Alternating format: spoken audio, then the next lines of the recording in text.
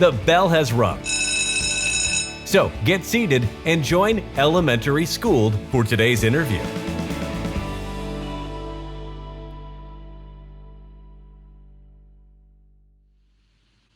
Hi, welcome to Elementary Schooled. This is season 1, episode 8.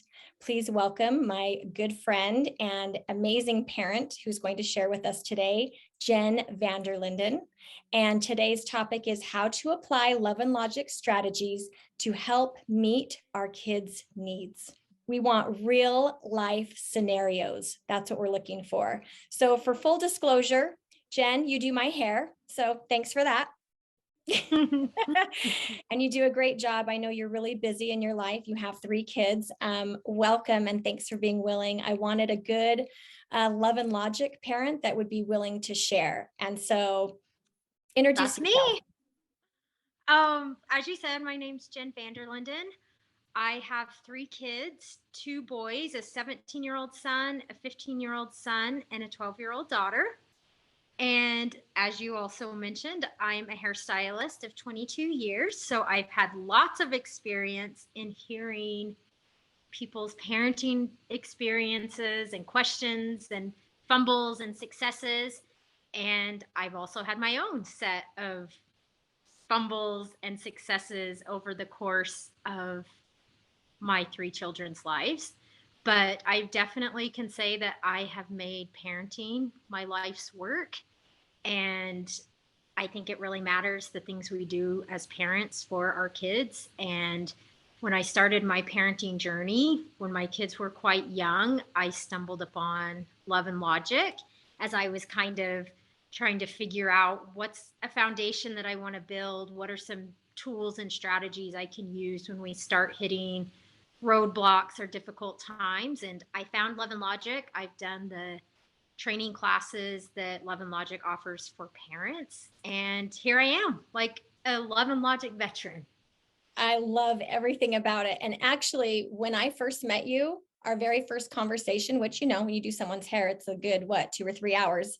I knew instantly that you had the mindset of love and logic. I could tell you're passionate about it. And so I think that's one reason that I wanted to do this follow-up kind of interview after interviewing one of the co-founders last week, Jim Fay. And I know that you said you watched that episode and a couple things stuck out to you.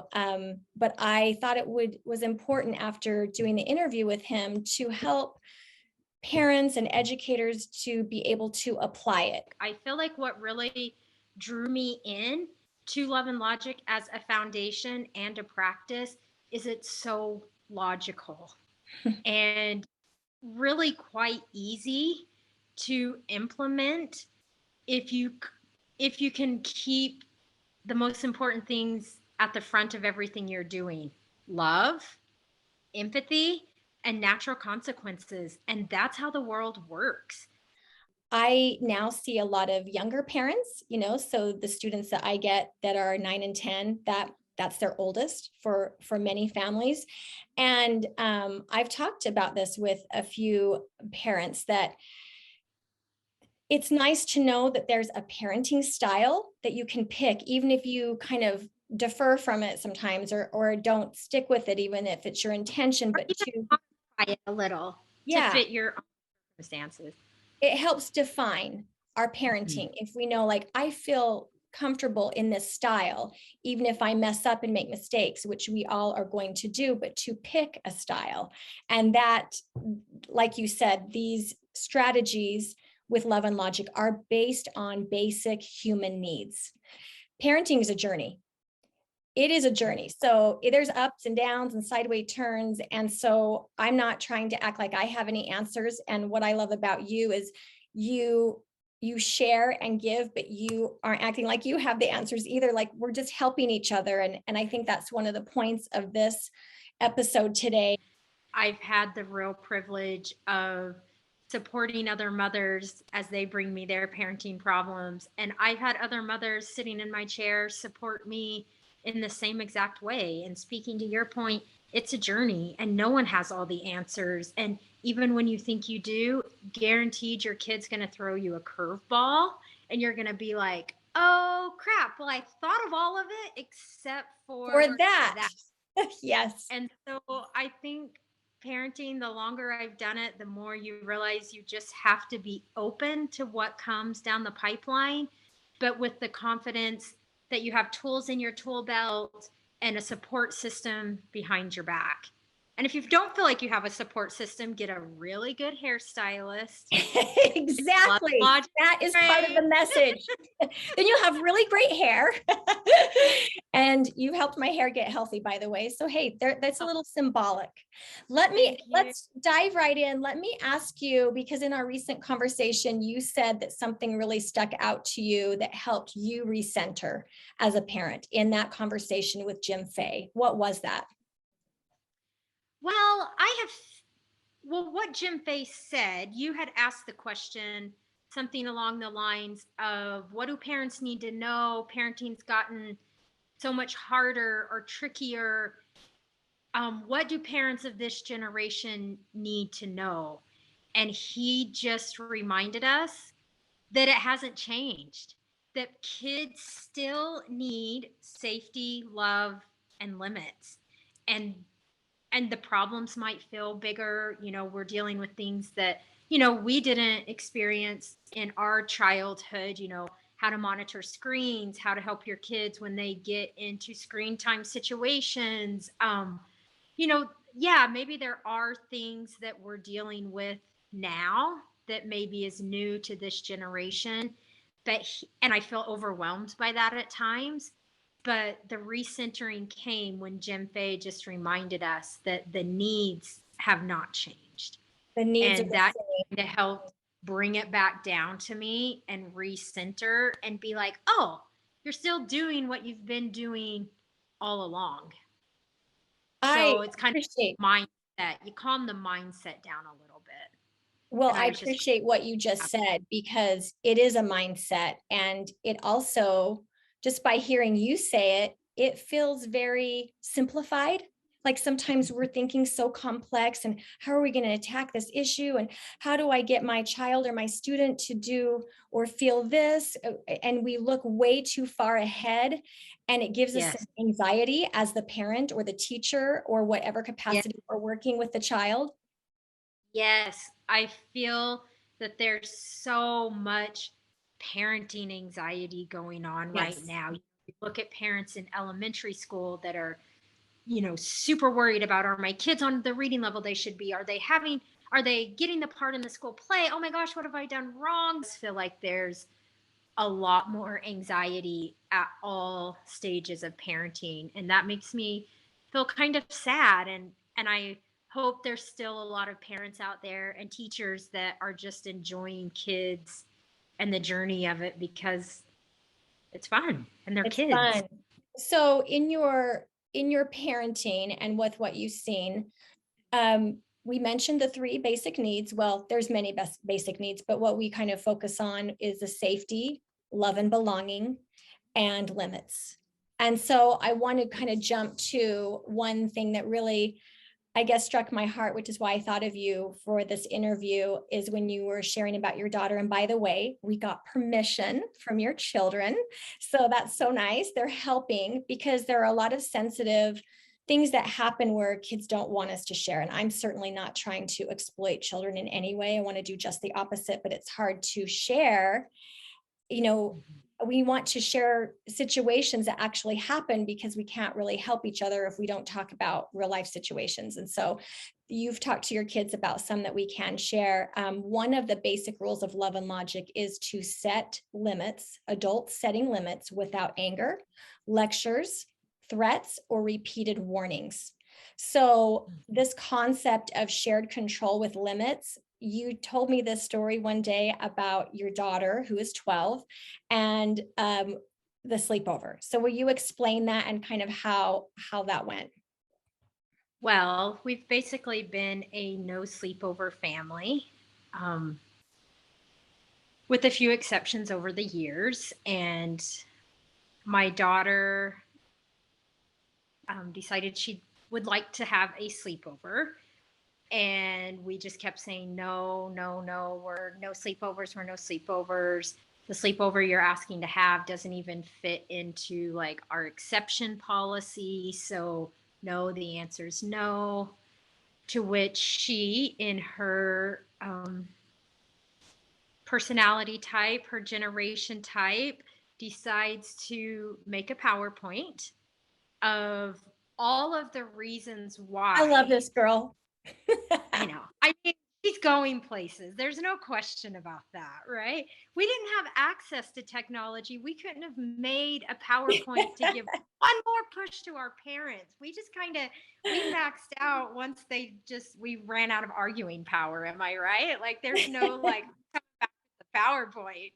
But here she comes, hits me and my husband with the PowerPoint, which was super well done. I mean, in fact, she made many points that made me kind of reconsider if my thinking was still on track, if I was being unreasonable.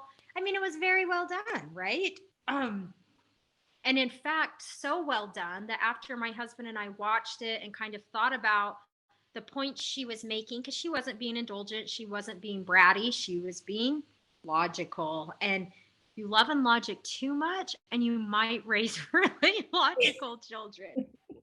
Anyways, so my husband and I decided after reviewing this that we would give her the chance to have this sleepover. But I was really concerned because I know once you open the door, once you drop a boundary, once you just give a little, you're going to be fighting that. And that's exactly what happened. We did the sleepover. It was a success. 2 weeks later, she's back at us wanting to have another one. And I just decided, I'm glad we let her do that, but it kind of gave me some clarity. And not that anything went badly at the sleepover. She had a great time. But it just kind of gave me some clarity that no, we're still a no sleepover family. And she took that very hard. And she pushed really hard. And this time it wasn't so nicely packaged in a PowerPoint. Now it was like the daggers, the blaming, all the grievances you've done that you could basically make up for if you just let her have another sleepover. And as we were having this conversation, I just felt myself getting madder and madder that here I gave you what you want. You're not respecting me now. Like, I knew that was a mistake. Why did we open that door to begin with? And so I just had to tell her, I need a minute to settle down and come back to this. While I was settling, I feel like she was escalating. I came back after I had recentered and remembered, what is it that children need? They need love and they need limits. And they need choices sometimes too. And so I came back to her with the compromise of, we're happy to do this late night and do it later than your normal late night. Or I gave her the choice, we can just do a regular late night. And if that feels like that doesn't quite meet what you were going for to do all the activities you had in mind, we can do an extended late night and let it go till midnight, which was a big sacrifice for me because I'm in bed by 10:30. So I felt like that was a stretch on her behalf, right? Yeah. And I said, and those are the choices that I'm willing to offer you right now. And she wasn't happy about any of them. Yeah. And I just kindly let her know that's what's on the table. You can choose one of these or you can choose nothing. And whatever you choose is totally fine with me, because I had gotten back into that place where I knew I was the parent and I was the one setting the limit based on what I knew was best for our family.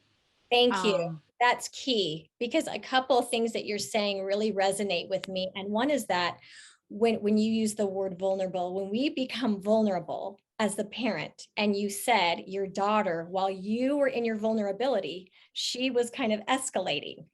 That dynamic is really challenging because then we're questioning ourselves and they kind of know it. And then that's how the breakdown happens, when they can kind of get what they want. But what I love about your story is you stayed firm. You took a few days, which is very much love and logic. Like, it doesn't have to be answered right now. I learned that the hard way and over many mistakes because I'm a fixer. And so I want to jump in like, let's do this. But some decisions really take some time. But that you said to her, I need a minute. I will come back to you, and I am thinking about it, and we will revisit this, because it helps you get some stamina, helps, like that day that you and I helped each other give each other some stamina to be able to go back and feel like, no, I really do feel like I want to stay in this place of what we have set. So I like that. When she escalated, you took a break, and then when you came back to the compromise, which is another piece of love and logic parenting, here's a compromise. Did she accept that? Not at that time, Okay. because she was very mad. Yeah. And she just went to bed angry. And when she woke up the next day, I was kind of like waiting. And the next day was the day that she was hoping to have this sleepover, but now she's been given the option of the other things. So I was all like, who knows what we're waking up to this morning. And I got a little morning surprise. I think she had had some time to sleep it off, to think it off.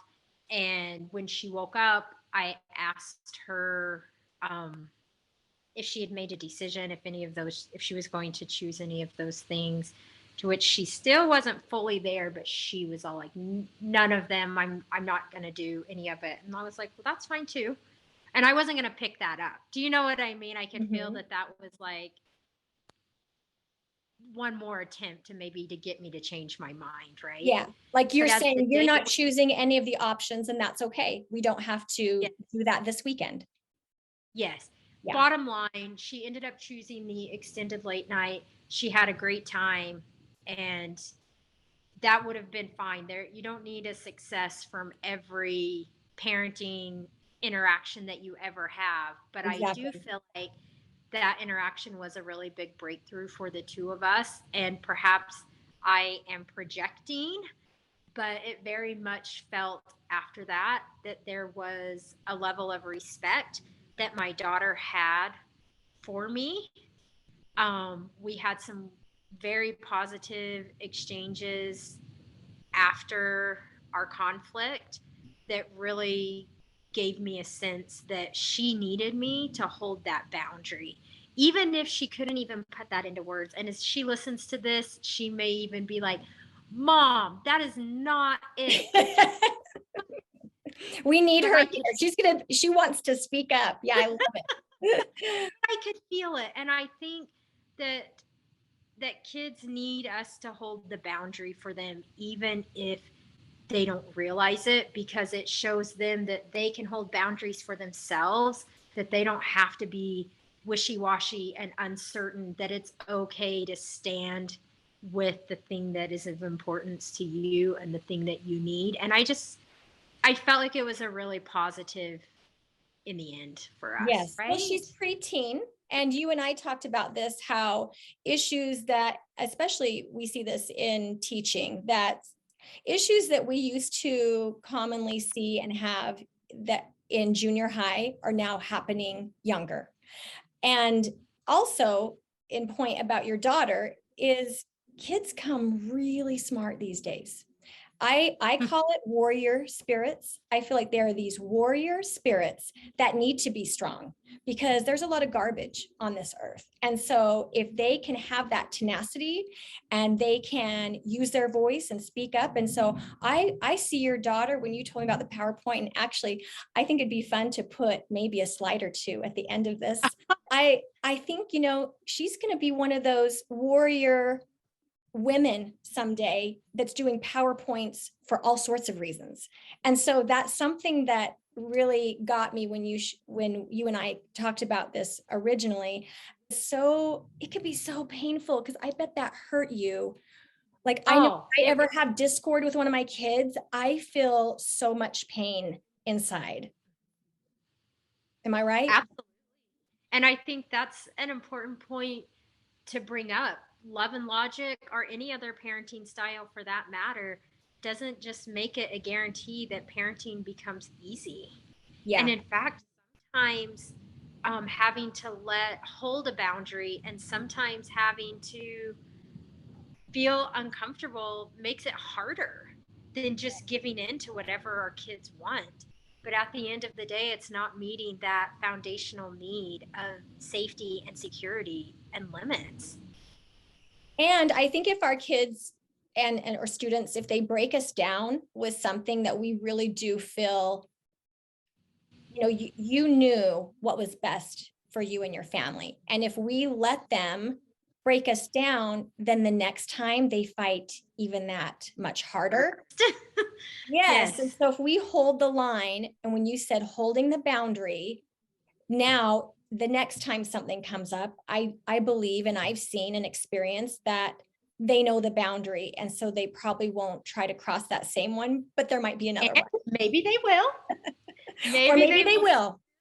The reality is, like, thinking about this situation and other parenting experiences, I actually really hate having to say no.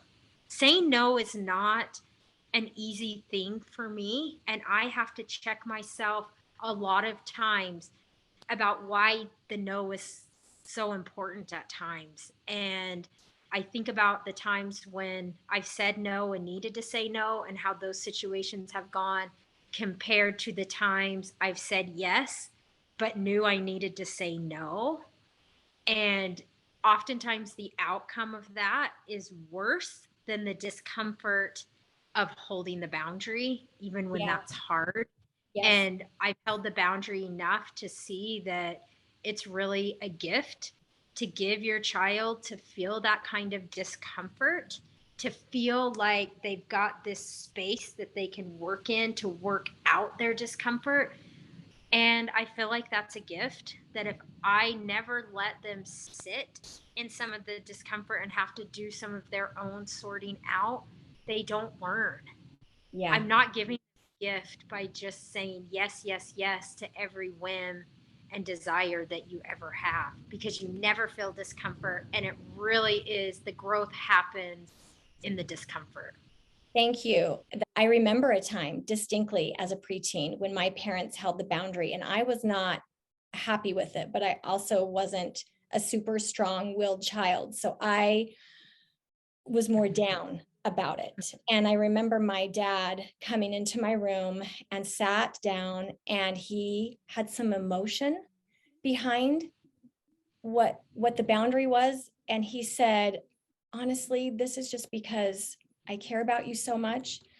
I worry, and I want you to know that, and was just very emotional and sweet. And I think that's part of this process with kids, because we do want to say yes so much, and we want them to live their lives, and we're not trying to squash their fun. We just do know what is important to our family and what we feel comfortable with, and we want to hold to that. So sometimes no is really important, but that we have empathy and that we show emotion. And so what you said was key about how you had some experiences with her after, and wanted to make sure you had some positivity, even knowing that she had been angry for however many days that was for her, to show even an increase in love after that situation. And I felt that for her, and I hope she felt that for me as well. And it can happen in the smallest ways too. Like the other day, I just called a student's name, and he's not, he is a great student, and he's never, out of line or misbehaving, but he was just talking, and I don't know, I said his name, and I could tell by the look on his face that it was troubling to him, because he's not a student that usually the teacher calls his name in front of the class.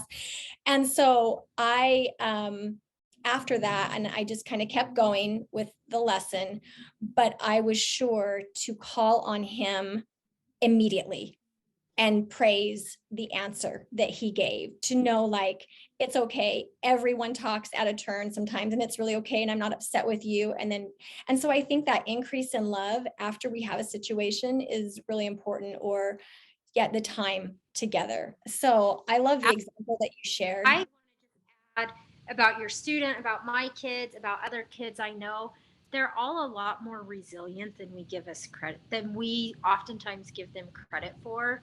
They can recover from being Yes. told no. Your student can recover from feeling like he was singled out or embarrassed in front of the class. Like, kids can actually recover from that stuff if we let them. And so let's talk about foundationally. A huge point is just building relationships with our kids and with students or children that we're working with. How I did get some feedback from many other parents and educators about this. What are your go-tos for building these healthy relationships with your kids at young ages and then some? Well, I feel like something that I did when my kids were young, besides just the obvious time spent together and, engaged in fun activities that were age appropriate. But one thing that I feel like I really did try hard to implement with love and logic when they were young was giving them choices and listening to them.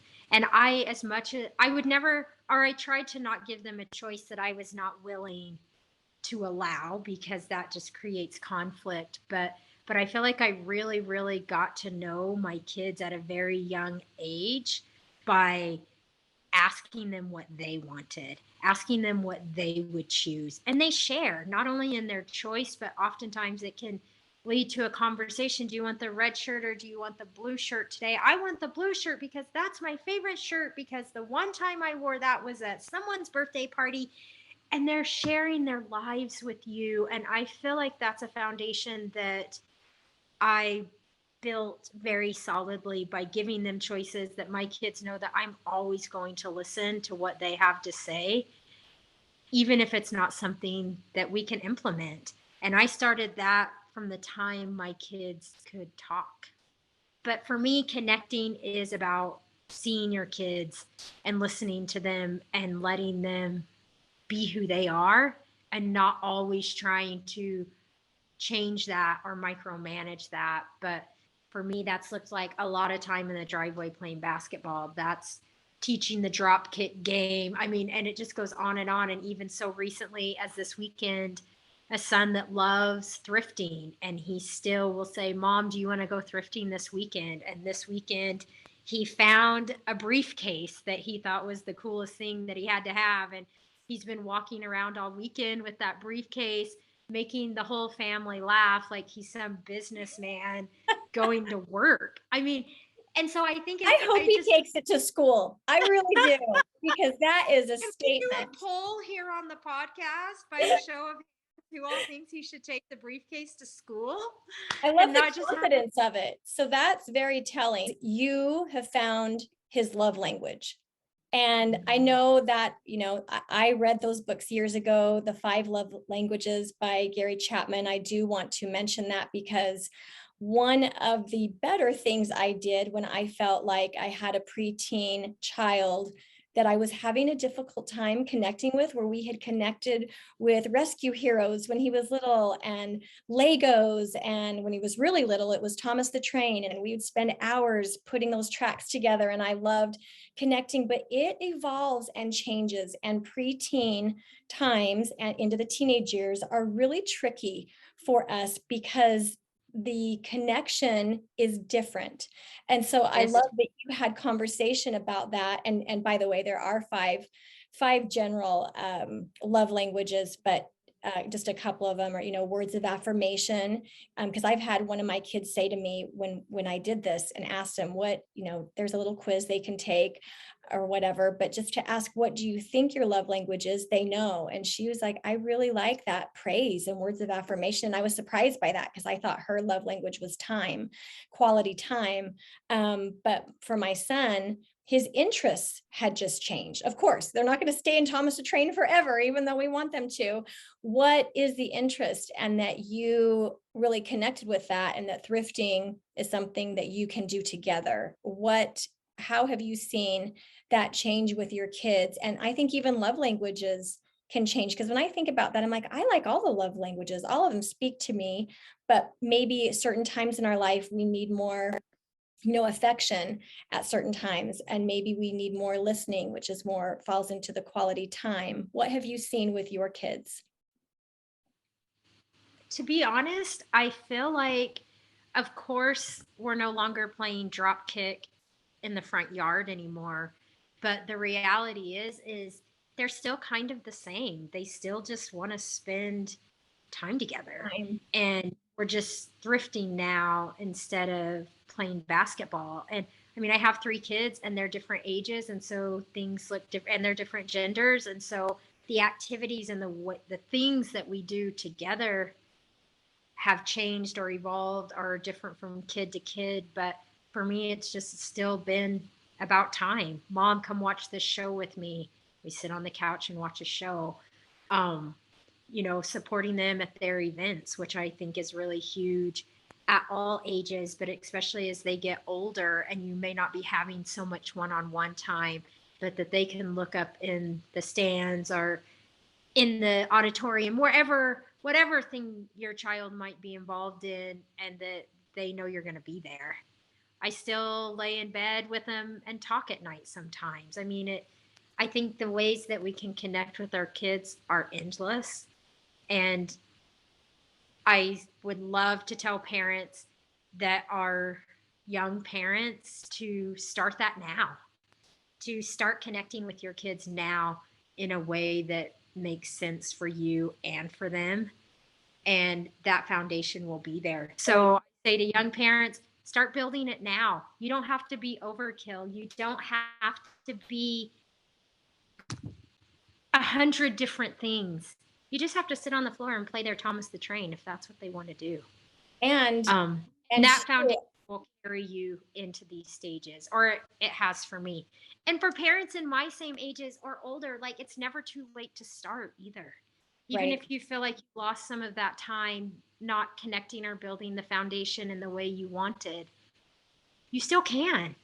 I think you bring up one of the points from when I asked for feedback from other people. Many people said in different wording that go where they are. And a lot of times it is later at night. Kids kind of get a little emotional or a little needy. And I remember with, young children that you are tired at the end of the day, but that book, that story time with them, if there's anything, and that's not just the teacher in me, that's just the connecting person in me. Just if we can spend time connecting in any way.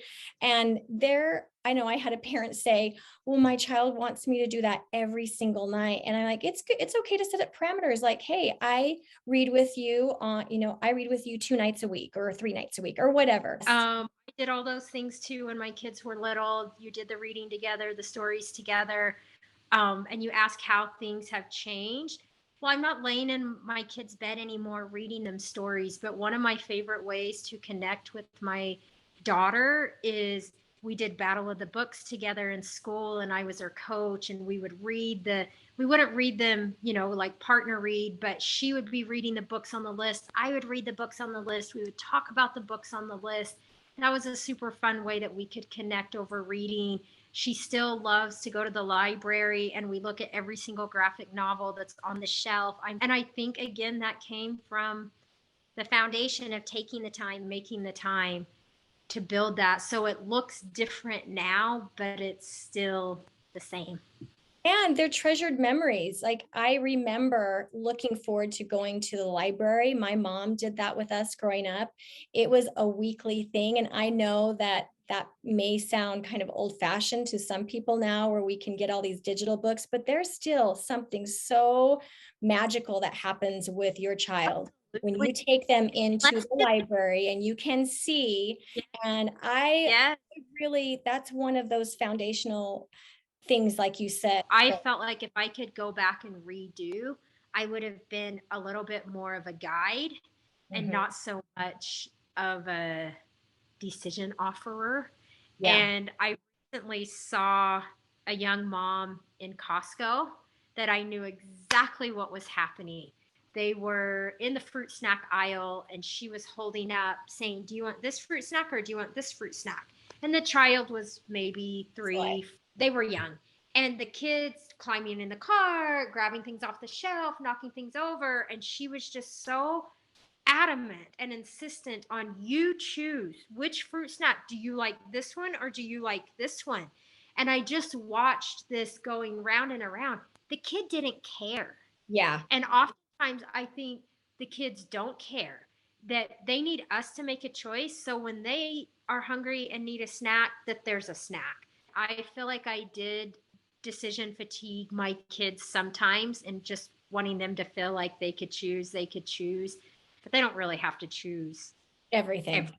Yeah. And And I sometimes, think when we read something or learn something that really speaks to us, I know I do that. Then I end up overcompensating. Like I need to use this strategy all the time. And I think that's what you're saying, is just to find some balance in, like, this feels good to you, but it's not something that needs to be used all the time. absolutely. And I also feel a little bit that way even still in the teen years, that I know it's a time when kids are gaining a lot more independence and are needing to make a lot more decisions on their own, but they still haven't lost that need for you to sometimes tell them what needs to happen. Or Yes. if you can foresee a really, really undesirable consequence rolling down the pipeline. There were times when I wanted the natural consequence to be the teacher.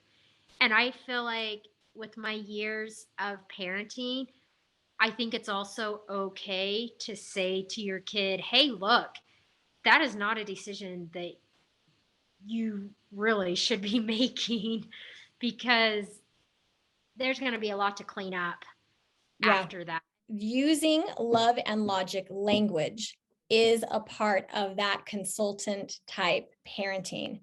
And the experience that I want to mention, because it has been life lasting for me now at age 50, but I just remember my mom sitting us down and saying to my brother and sister and I that there's alcoholism in our family.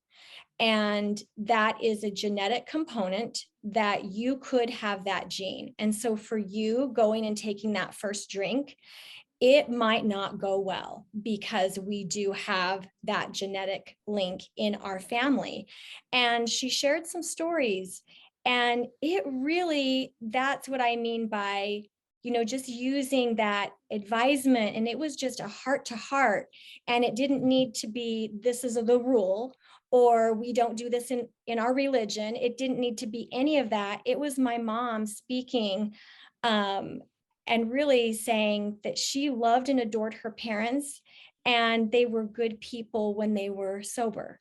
And that really stuck with me. What have you felt in your advisement and talking to your kids, like just going for the heart and having conversation? And that's one of the other things that when I got feedback from all these people, just talking and listening, having conversation. Yes. And I think using love and logic language, again, what your mother did was a fantastic consultant. Um, she gave you the information you needed.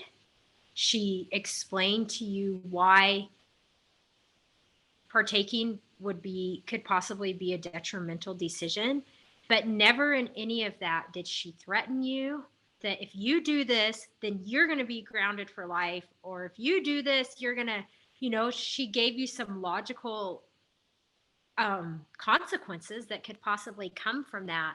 And I think that's the thing. You have to consult your kids, but if they still make that choice to partake, they're going to have some natural consequences that may or may not have looked like your mother said. But then at that point, as a love and logic parent, we're not rescuing them from that. We're not helicoptering their decisions.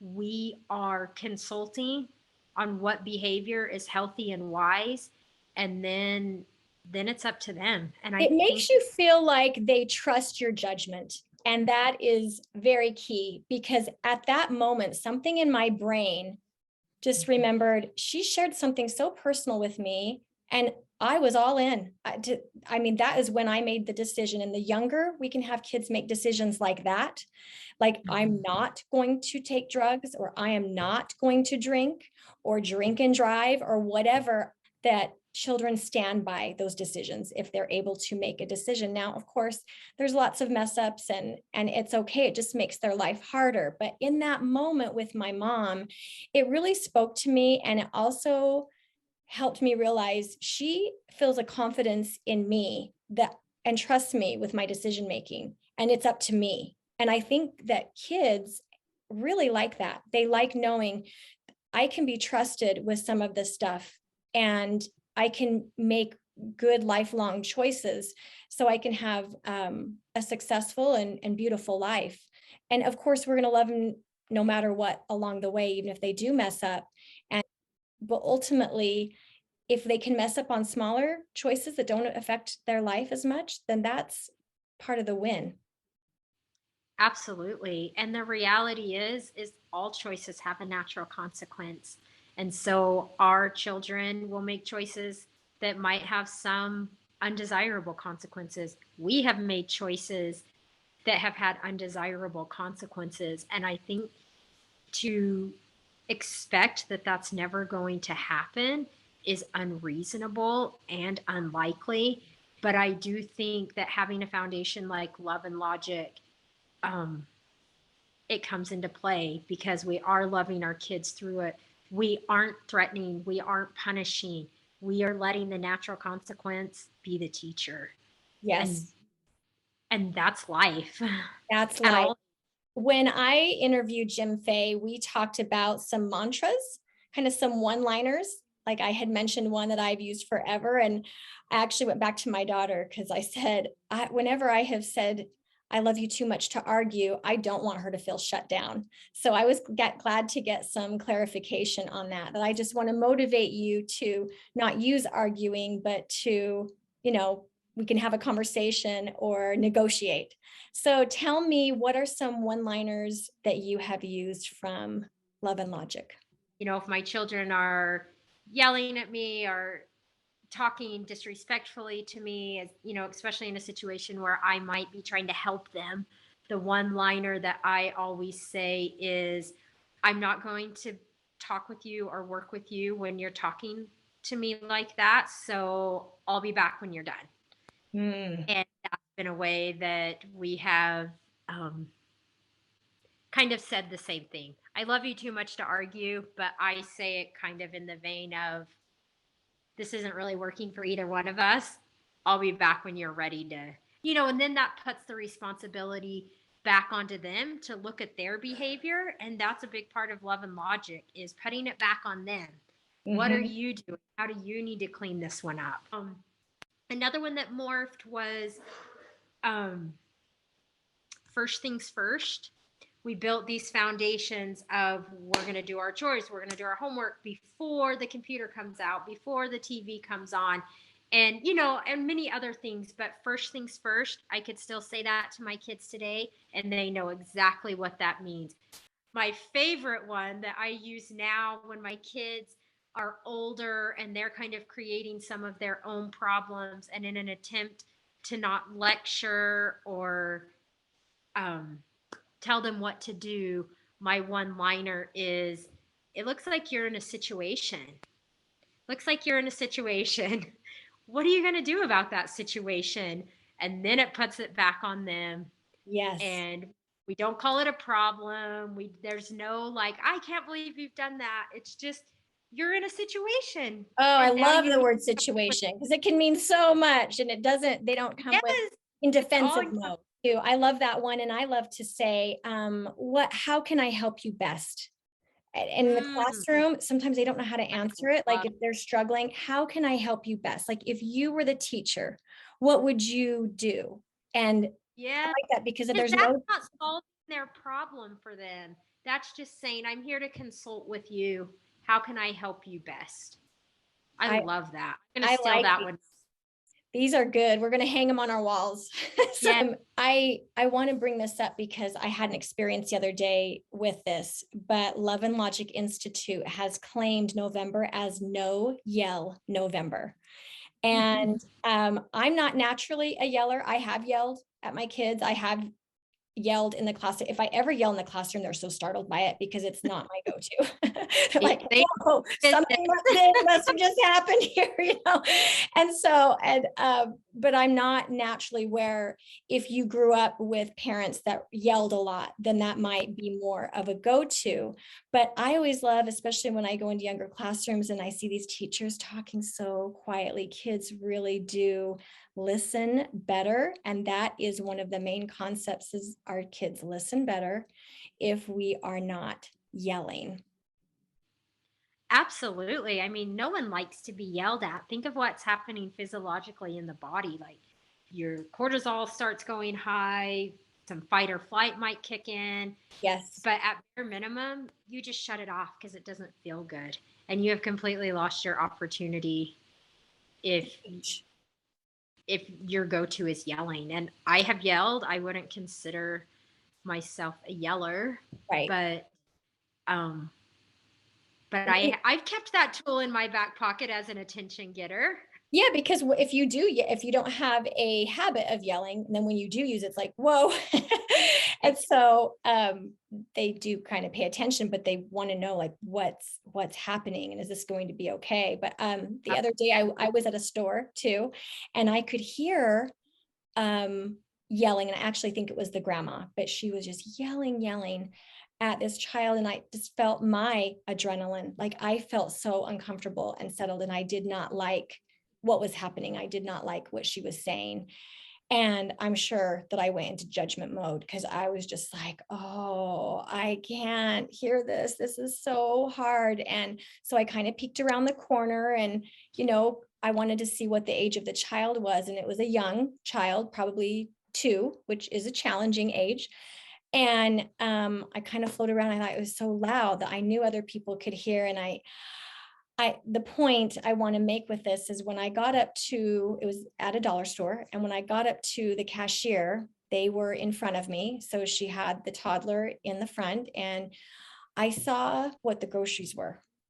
They were groceries. They weren't just the normal things I go to the dollar store for, which is kind of fun and frill and things for the classroom or rewards or whatever. But it was groceries. It was bread and other basic needs. And my heart just kind of sunk like, shame on me for having a judgment. This is probably a stressful situation. And I could tell she's feeling stress. And I'm not telling the story to make myself look good because I've missed so many opportunities and have not been aware in many situations, but it just struck me like, what if it changed her day if I just paid for those? Because then maybe she won't yell at her child. And so I said to the cashier, can I just cover that? And she gave me this look where before, when I had rounded the corner, my look was kind of like, why are you yelling at your child? Like I was kind of disgusted. And when I was at the cashier, the exchange that we had, it just taught me a lot about, we just don't know what people are going through. And I think that the kindness factor in supporting each other and helping each other. And I don't know, I made a little clip like, that is such a cute little guy. And I don't know, he was holding a toy. That was part of why she was yelling, like, you were not getting that, but he was playing it all through the store. And then when we threw that into the mix, she just lightened up. And I guess the point I want to make is that a lot of us as parents, we feel burdened sometimes. And for her, it might be a financial issue. That's what I sensed. But it could be other type of issues that we're having in our lives that feel heavy. And if we can reach out and do something to lighten a burden to another parent or teacher, coworker, whatever, it is that statement that it takes a village. So I share that with you because you're one of those that I think really resonates with how people are feeling. You're able to perceive. It's probably one reason you're so good at your job too. Not only are you doing great hair, but you're connecting with people and perceiving when they feel stress about, like you said, a parenting situation or something in their life. When you have sensed stress in your child, for whatever reason, a bad day at school, what are some of your go-tos that have come from Love and Logic?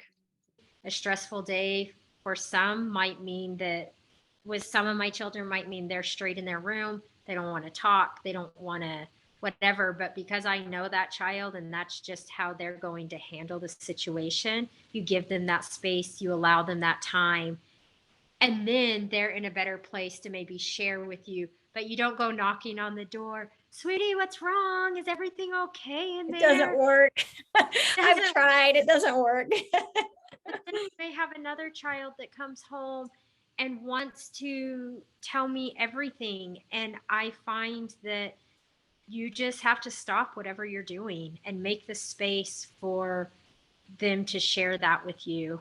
So I think handling stress is just a minute by minute, situation by situation, but the awareness of who your child is and what they have shown you they need over the years is something that you have to honor and respect if you really want to help them manage it. And you are that building respect for each other is a big piece. I like hearing blooper stories. I call them bloopers because just times where we mess up, and then just to have a good laugh, because now, and I've done this with my parents too, growing up, that we'll have a laugh about something. And so I'll start, and then I want you to give some of your bloopers. But the one that we laugh about, when my oldest was about 11 or 12, I know this was kind of a thing for a while, that every family should have like a password. Do you remember that? Oh yeah, Yeah, a password, and it was more just to get him out of the situation when he was started to get invited to parties. And again, it's like, hey, if you ever need me, but if you call me and you don't want to say what's happening, and it's from personal experience that had happened to me, like, I don't want you to feel embarrassed, but just the code sentence was, "Mom, are you at Smith's?" which is our local grocery store. And so if he called and asked, "Mom, are you at Smith's?" that would be my key. Like, he's in an uncomfortable situation and I'm supposed to go get him.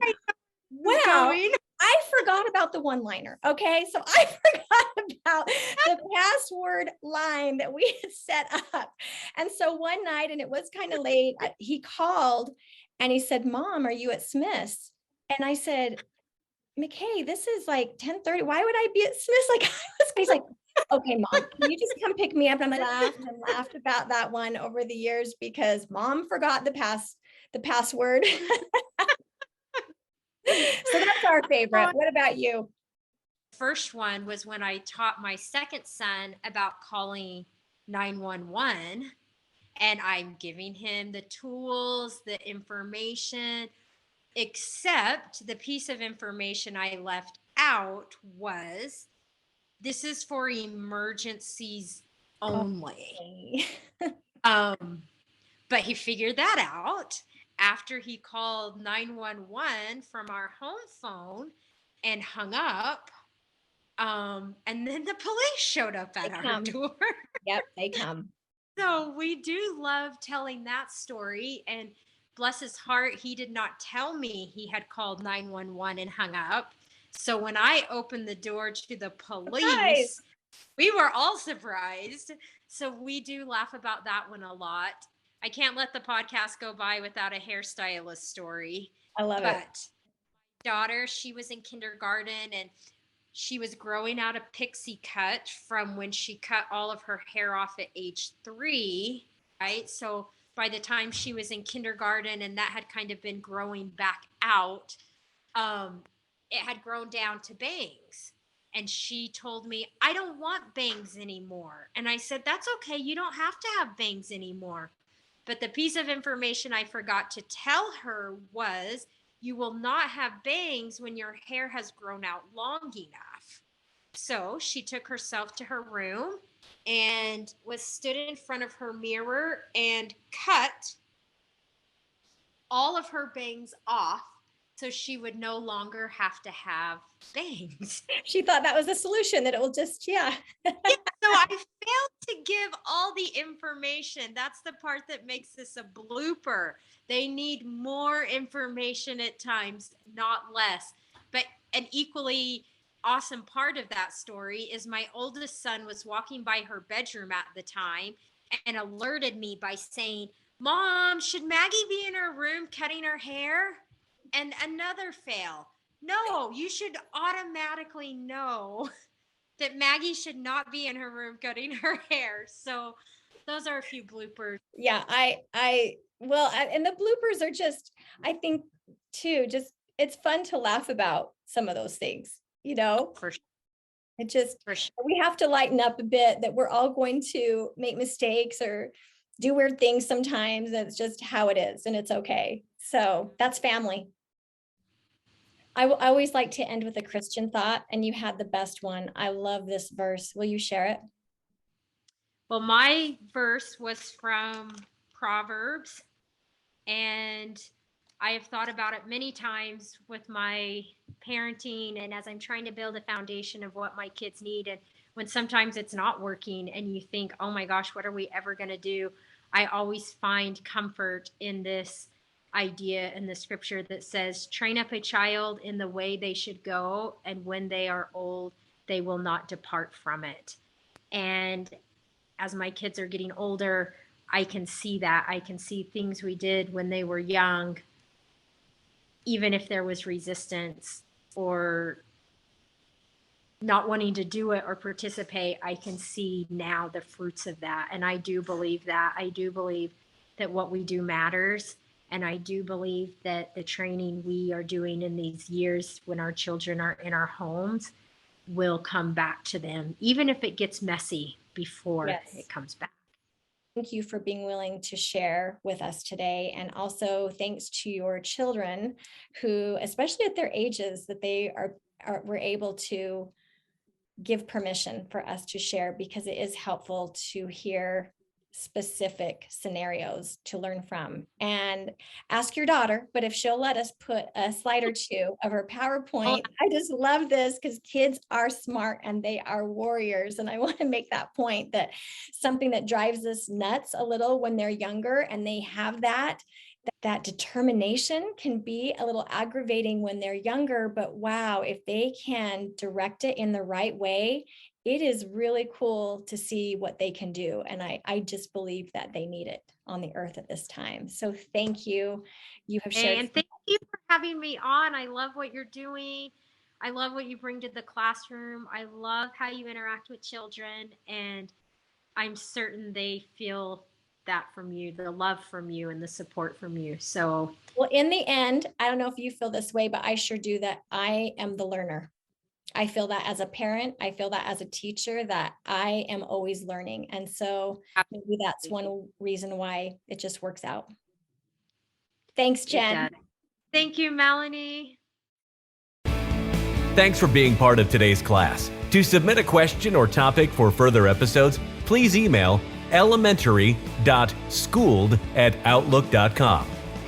School is out for today, but please remember, when we strengthen a child, we strengthen society.